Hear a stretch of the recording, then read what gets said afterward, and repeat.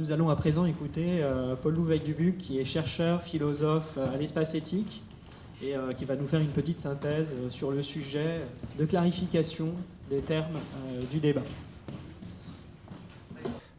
Servir le bien, est-ce encore une vocation? Alors, Nathalie Loiseau l'a très bien souligné.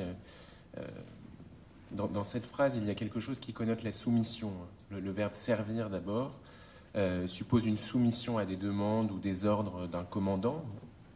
On retrouve cette idée aussi quand on parle du service de l'État ou des serviteurs de l'État pour désigner les fonctionnaires. Et la vocation suppose un appel aspirant celui qui le reçoit par son étymologie. Vocare veut dire appeler.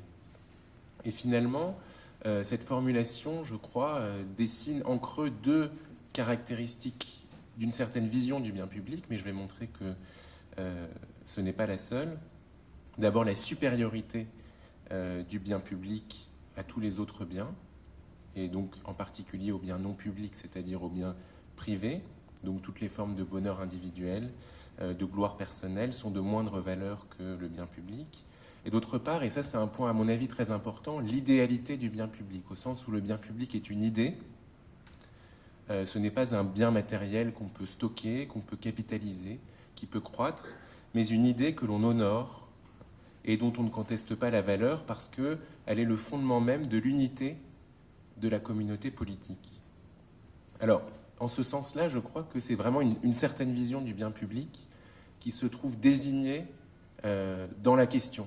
La question elle-même suppose une certaine idée du bien public qui en fait correspond, je crois, au sens le plus ancien et aussi le plus abstrait du mot république, res publica, qu'on trouve dans l'Antiquité, politeia chez les Grecs, res publica chez les Romains. Cela ne désigne pas un régime politique particulier, mais la raison d'être d'une communauté politique, c'est-à-dire le souci partagé de la préservation du bien public, du bien commun, placé au-dessus des biens privés. Et par exemple, et j'en finis avec cette idée, avec cette vision du bien public, pour Aristote, ce bien public, c'est le bonheur, le daimonia en grec, qui n'est pas du tout le bonheur au sens de bien-être personnel et privé, mais qui consiste pour lui dans l'exercice des vertus civiques, des vertus éthiques, qui est la finalité de toute vie humaine. Et finalement, c'est une idée très ancienne du bien public qui s'exprime dans cette phrase. Alors, la question suppose que cette idée du bien public ne va pas très bien, qu'elle est en crise, voire qu'elle est peut-être déjà morte. Et le constat a été, je pense, en partie validé par Nathalie Loiseau, alors peut-être que je me trompe, quand elle exprime l'idée d'une ingratitude. Alors moi j'ai senti l'ingratitude à l'égard de cette idée de bien public, une désaffection vis-à-vis de l'État, considéré comme un moyen de satisfaire des demandes particulières, individuelles, et finalement on dit aussi qu'il y a trop d'État, donc aussi suspect d'être trop gros. Alors si tant est que le diagnostic soit justifié, c'est-à-dire celui d'une crise du bien public, quelles raisons peuvent l'expliquer? Alors moi je vais m'en tenir, et vous m'excuserez parce que je n'ai pas une grande expérience de cette question, au domaine de la santé que je connais un peu mieux que les autres, et essayer d'expliquer ce diagnostic-là dans le domaine de la santé. Alors pour moi, il y a un ensemble de contradictions qui entretiennent ce qu'on pourrait appeler une souffrance éthique, ou du moins un trouble éthique, autrement dit, un fossé entre les valeurs éthiques supposées par le bien public et le contexte où ces valeurs éthiques devraient et pourraient se vivre. D'abord, il y a une contradiction dans le domaine de la santé peut-être entre les finalités, enfin en tout cas ce qui s'exprime parmi les soignants, moi je ne suis pas soignant, mais ce qui s'exprime parmi les soignants, c'est le sentiment d'une contradiction entre les finalités du service public, donc soigner toute personne, quelle que soit son origine, quels que soient ses moyens, et les moyens donnés aux agents de réaliser cela, ce qu'on traduit par injonction contradictoire très souvent, et ce que disait Véronique Lefebvre-Desnouettes tout à l'heure.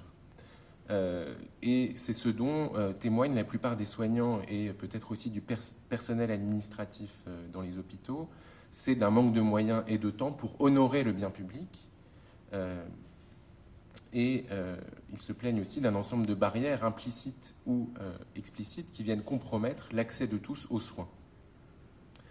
Deuxième contradiction, entre le soin au sens large, de plus en plus encadré, contrôlé par des procédures, qui tendent peut-être parfois, et ça a été évoqué dans d'autres forums, à déresponsabiliser les soignants, et par ailleurs, un management qui insiste beaucoup sur la responsabilité, sur la responsabilisation, l'hôpital libéré, comme l'entreprise peut être libérée, et qui tend peut-être aussi à redéfinir les usagers comme des clients.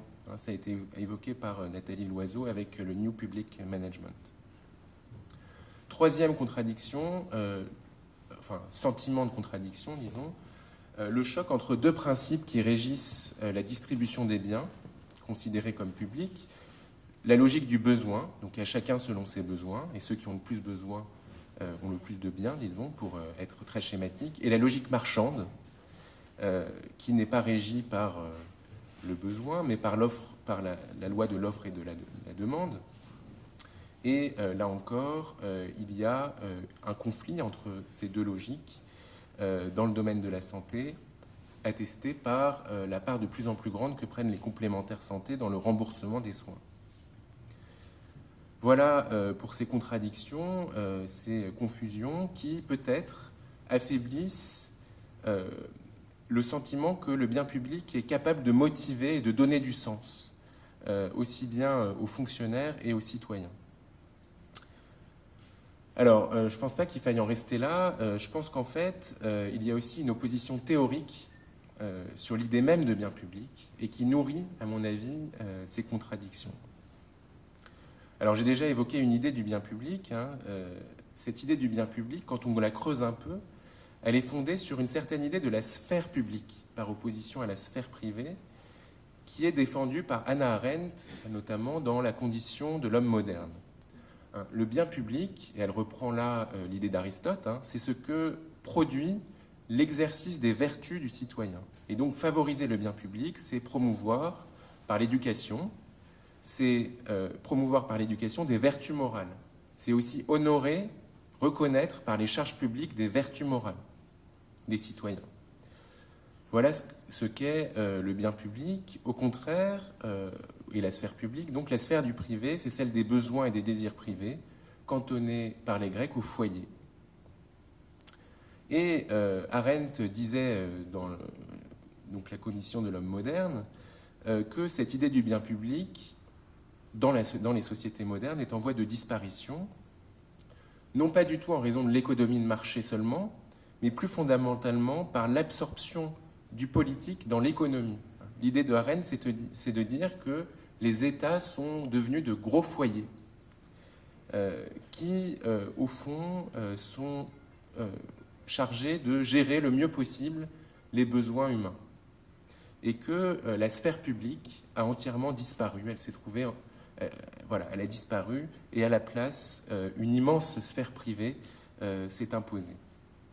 Et on voit bien que le bien public, s'il doit être redéfini dans cette société moderne décrite par Arendt, qu'est-ce qu'il devient ? Il devient le bien-être collectif. Le bien public, défini comme bien-être collectif, il se matérialise, il devient quelque chose de matériel, donc ce n'est plus une idée. Et plus encore, on pourrait dire qu'il se liquéfie. Il devient liquide si l'on reprend l'idée de la société liquide de Zygmunt Bauman, qui est mort il y a quelques jours. Puisque ce bien-être collectif, ce bien public comme bien-être collectif, est tout entier dans le résultat, dans les conséquences des actions. Ce peut être la croissance économique, voilà, une idée de bien-être collectif. Ça peut être l'efficience au sein d'une structure de soins.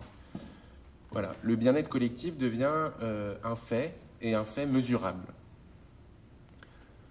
Donc voilà une deuxième idée du bien public, le bien-être collectif.